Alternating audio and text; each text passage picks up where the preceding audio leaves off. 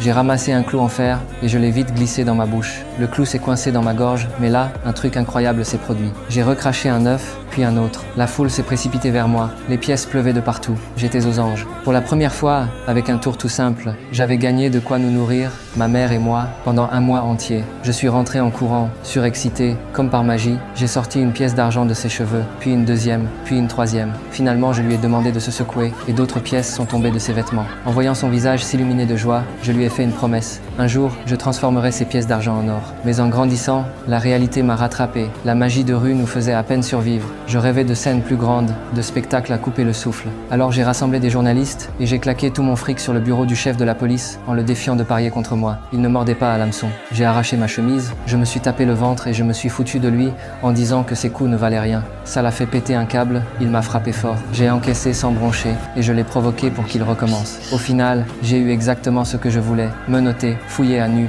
et jeter en cellule. En partant, le chef m'a prévenu que si je m'échappais pas, il m'arrêterait pour trouble à l'ordre public. Dès que tout le monde a dégagé, le vrai show a commencé.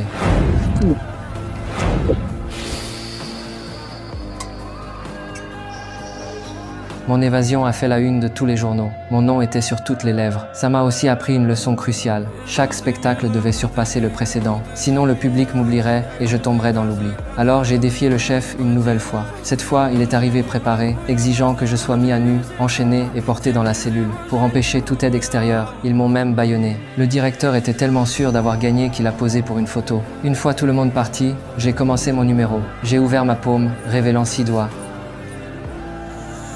Quelques minutes plus tard, quand le directeur a vérifié la cellule, j'avais disparu. Seules les chaînes restaient au sol. Cette évasion a fait de moi une célébrité dans tout le pays. Tout le monde me connaissait comme le magicien qu'on appelait le roi des menottes. Avec la célébrité sont venues des ambitions plus grandes. Les simples évasions de prison ne suffisaient plus. J'ai demandé à Jim de concevoir une cellule de torture pour quelque chose de vraiment mortel. Il m'enchaînerait les pieds, me hisserait la tête en bas dans un réservoir rempli d'eau, puis verrouillait les 4 côtés. Ce n'était pas qu'un tour, c'était pousser le corps humain à sa limite absolue. Réussir signifiait gloire et fortune, échouer signifiait la mort. J'ai fait signe à ma femme de me remonter, mais le mécanisme s'est bloqué. La corde était coincée. Je sentais que j'atteignais ma limite.